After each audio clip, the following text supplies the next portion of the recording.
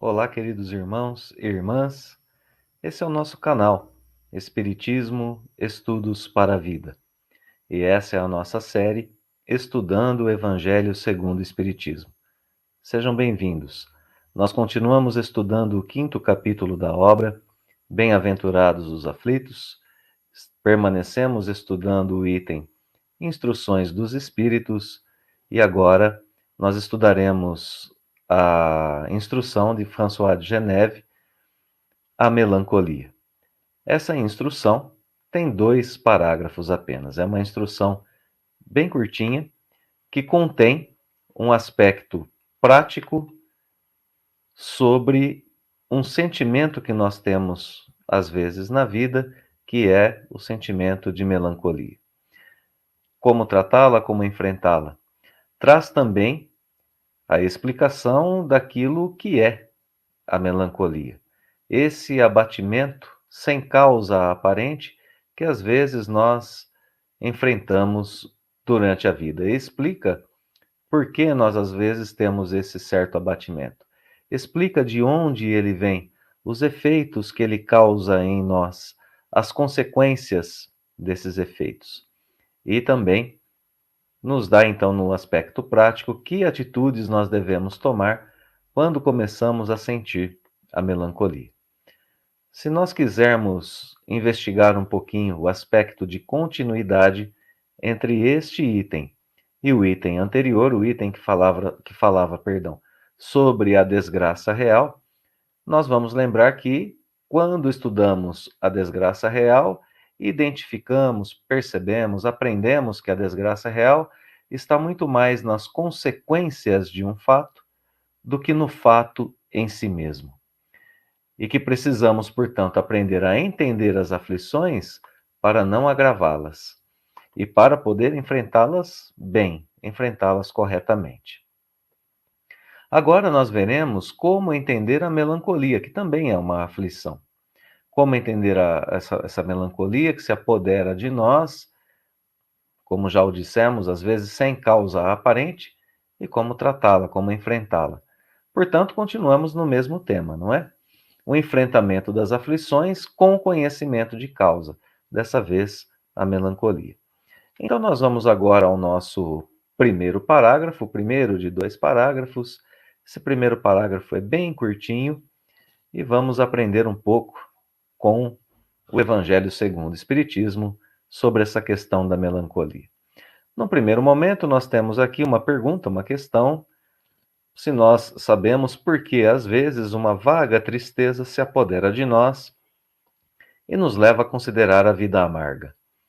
Bem, a resposta vem na sequência, dizendo que é porque o nosso espírito, nós mesmos, não é? A nossa essência, quem nós somos de verdade, desejando a felicidade e a liberdade, se esgota quando está unido ao corpo que lhe serve de prisão, em vãos esforços para sair dele. Então, aqui nós temos já a apresentação do problema tratado nessa instrução. Nos apresenta uma tristeza sem causa aparente. Às vezes, eu acredito que a maioria de nós já experimentou isso na vida, não é? Aquela tristeza que se apodera de nós sem uma causa aparente. Simplesmente, num belo dia, nos sentimos tristes. Essa tristeza sem causa aparente, que às vezes se apodera de nós, né? Esse estado melancólico é explicado aqui como sendo um sentimento, o cansaço que o espírito sente da prisão do corpo, cansaço, um sentimento do espírito imortal desejando voltar ao seu lugar original, que é o plano espiritual. E, portanto, é natural ao espírito querer voltar para casa. Todos nós somos naturais do plano espiritual, estamos aqui de passagem. Fomos criados por Deus como espíritos, não é? Então, sentimos saudades de casa. Sabendo, essa saudade surge porque no nosso inconsciente nós sabemos intimamente, inclusive, que aqui o corpo físico é uma prisão. E ainda assim, inconscientemente, desejamos essa liberdade do corpo, desejamos a morte do corpo físico, mesmo que não estejamos conscientes disso. Então, o espírito experimenta essa sensação que é a melancolia. Bem, Vamos ao segundo parágrafo, então, agora, que nós dividimos em duas partes, não essas duas partes que nós estamos vendo aqui, em amarelo, mas em dois slides, melhor dizendo. Esse é o primeiro slide do segundo parágrafo, porque ele é um parágrafo um pouco mais extenso, não conseguiríamos colocá-lo de modo satisfatório de uma vez só na tela. Então, essa primeira parte do parágrafo nós dividimos em duas partes. Vamos a ela, então, a essas duas partes. Nessa primeira parte, nós vemos que o espírito reconhece que esses esforços para se libertar do corpo, sentindo saudade de casa, não é? É uma continuidade do texto anterior. Sente saudade de casa, se esforça para libertar-se do corpo. Esses esforços são inúteis, e então o espírito sente desânimo. E como o corpo lhe sofre influência, o corpo sofre influência do espírito, um espírito desanimado causa ao corpo lassidão. Olha a palavra que nós vemos aqui.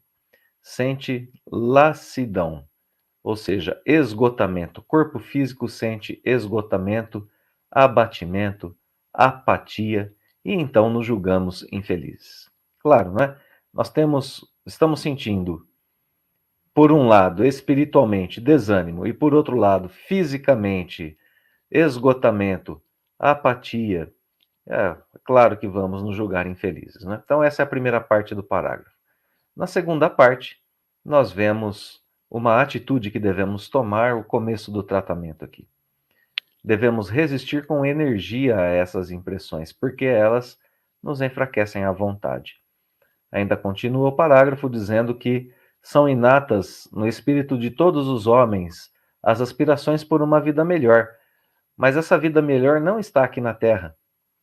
E agora, quando Deus vos envia os Espíritos, nós estamos recebendo as mensagens do plano espiritual no Evangelho segundo o Espiritismo, que lhe pertencem para vos instruírem acerca da felicidade que ele vos reserva, aguardai pacientemente o anjo da libertação. Aqui nós somos orientados, então, nesse segundo parágrafo, a aguardar pacientemente o anjo da libertação. Vamos retomar rapidamente, então, as informações do parágrafo, né, dessa primeira parte do segundo parágrafo. O desânimo é do espírito, é ele quem sente desânimo por estar preso à carne. Mas o esgotamento e a apatia são do corpo físico, são sentidos no corpo. Bem, se nós não resistirmos com energia a essa condição que toma o nosso ser na integralidade, essa melancolia que se apodera de nós enquanto seres íntegros, né, espírito e corpo, se nós não resistirmos com energia a essa condição, teremos a nossa vontade enfraquecida. E talvez, aí uma consequência, não é disso, abreviemos a nossa volta ao plano espiritual, o que pode ser um mal maior do que o enfrentamento da situação, como nós já vimos em itens anteriores que falavam sobre o suicídio. Entregar-se, deixar com que nossa força por si só se esvaia, se acabe, não é? Se enfraqueça, equivale a um suicídio, talvez involuntário, inconsciente. Então, muito cuidado para não entrarmos na tristeza profunda, não é? Não entrarmos por esses caminhos que podem nos tornar depressivos.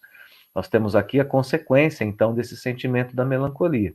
O enfraquecimento da nossa vontade, não teremos mais força para seguir adiante, e nós vemos também aqui o início do tratamento para isso.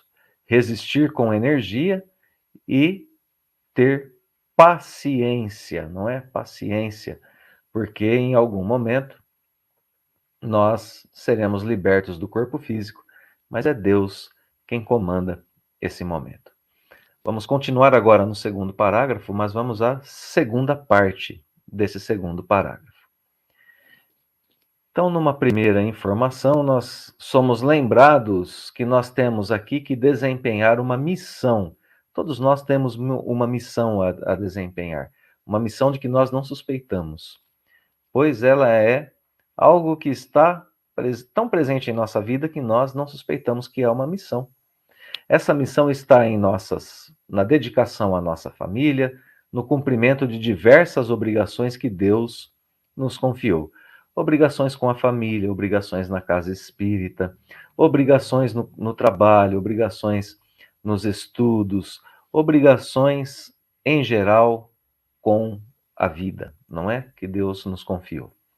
Tarefas ordinárias em nossa vida. Aqui nessa parte que nós deixamos em azul do texto, nós temos um problema para tratar e por isso vamos nos deter nele um pouquinho. Na tradução que nós adotamos aqui, do Guilom Ribeiro, e que sempre insistimos, não é? Está na descrição do nosso vídeo para download diretamente do site da FEB, para aqueles que quiserem tê-la e estudá-la. Nessa partezinha da tradução nós podemos ter um pequeno problema. Lemos o texto que diz: se no curso desse degredo provação, desse exílio, né? É isso que significa a palavra degredo, exílio que o espírito sofre ao encarnar, que é uma prova, ele se exila do plano espiritual, lá é o seu campo natural, o seu lugar primeiro, a sua casa de verdade, está exilado no corpo. Então, se no curso, no decorrer desse degredo provação, no degredo da reencarnação, exonerando-vos dos vossos encargos, sobre vós desabarem os cuidados, as inquietações e tribulações, sede fortes e corajosos para o suportar. Vamos entender o que está escrito aqui. Se quando nós encarnamos, no curso da nossa encarnação, exonerando-vos, essa palavra exonerar significa desobrigar, isentar. Então, se durante a nossa encarnação nós nos desobrigarmos, nós nos isentarmos das nossas tarefas, daquilo que nós temos como obrigação, e ainda assim caírem sobre nós os cuidados, essa palavra é estranha aqui, não é difícil de traduzir o que seriam esses cuidados. As inquietações e as tribulações, sede fortes e corajosos para o suportar. Nós poderíamos ter aqui a ideia de que o texto nos diz que se na nossa encarnação nós nos desobrigarmos de nossas tarefas, e ainda assim, não é? As aflições da vida caírem sobre nós, que nós sejamos fortes e corajosos para suportá-las. Bem, nós recorremos a uma outra tradução, sabemos, não é? O texto do Evangelho segundo o Espiritismo é traduzido do francês para o português. Aqui nessa tradução de Guilom Ribeiro, poderíamos ficar com essa ideia de que podemos, no decorrer da nossa existência, abrir mão, nos exonerar, nos desobrigar de nossas tarefas aqui na Terra. Nós buscamos uma outra tradução, que é uma tradução de 1997, da editora Petit, que é de Renata Barbosa da Silva e Simone Nakamura. Nessa tradução, nós temos uma frase que acreditamos traduzir melhor aquilo que está no original em francês. Vejamos como ela fica. Se no decorrer de vossa prova, ao desempenhar a vossa tarefa, virdes os deveres, as preocupações, os desgostos, investindo contra vós, a palavra aqui é investindo contra vós, sede fortes e corajosos para o suportar. Aqui sim a ideia melhor que nós temos no parágrafo, não é? Se enquanto estamos encarnados, e mesmo que estejamos no desempenhar de nossas tarefas, de nossas pequenas missões que nós vimos ali atrás, mesmo assim nós virmos os nossos deveres ficarem pesados, as preocupações se acercando de nós, os desgostos tomando conta de nossa vida, aí sim, sede fortes e corajosos para o suportar. Aqui a ideia está bem melhor, né? Afrontai os resolutos, eles duram pouco, e vos conduzirão à companhia dos amigos por quem chorais, que jubilosos por ver-vos de novo entre eles, vos estenderão os braços, a fim de guiar-vos a uma região inacessível às aflições da terra.